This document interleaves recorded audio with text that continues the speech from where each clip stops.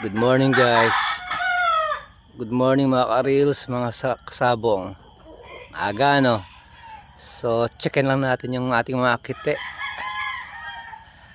Day 8. 8 days na sila ngayon. Tinatakpak ko sila ng sako para hindi sila ginawin. Ayan. Ang 8 days yun na. Ayan guys oh.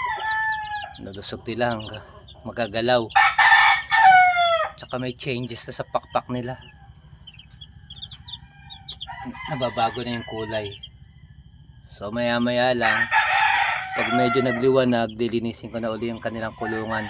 Ta-transfer ko sila sa ibang kulungan, tapos dilinisin ko na yung kanilang mat. Ayan. Palagi silang may pagkain, yung tubig meron din. So ganun lang guys.